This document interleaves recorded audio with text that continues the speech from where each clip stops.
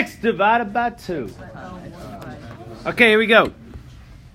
Minus 3. So you get 3 tangent of x divided by 2 inside a tangent equals -3.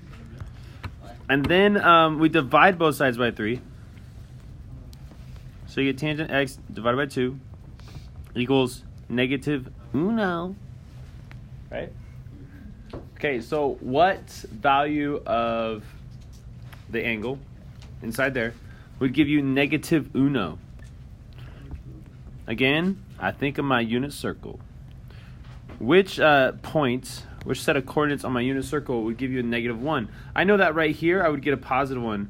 Right here I would get a, this is rad 2 over 2, rad 2 over 2. This one over here is rad 2 over 2 negative, and then rad 2 over 2. So if I divide these ones right here, would I get a -1? Yeah. Oh, is there another spot where I would get a -1? Yeah, this guy right here. Okay, that would be a positive rad 2 over 2 and a negative rad 2 over 2. Okay. So what is this angle? Yeah, 3 pi over 4. So x over 2 has to somehow equal 3 pi over 4. Sounds good. What about this one right there? Let's equals 7 pi over 4.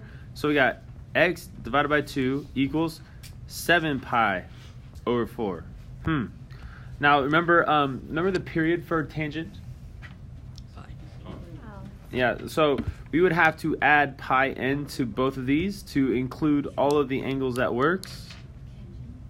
But I still haven't gotten the x alone. What does x equal? So how do I get the x alone?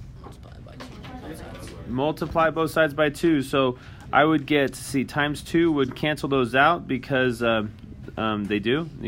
2 divided by 2 is 1. And then I get x equals, and I have to multiply all this by 2. And then I would get 2 over 1. Now 2 over 1 times 3 over 4. The 4 would cancel out and be a 2, right? Right? So it's 3 pi over 2 plus 2 pi n. There's one of your answers. The other one, we're going to do the same thing. We get x equals, and then we get 7 pi over 2 plus 2 pi n. All right, we're not being redundant, are we? Like if I add 2 pi to this, would I get 7 pi over 2? I don't know, would I? 2, 4. I would, wouldn't I? I would. So I don't need this one over here.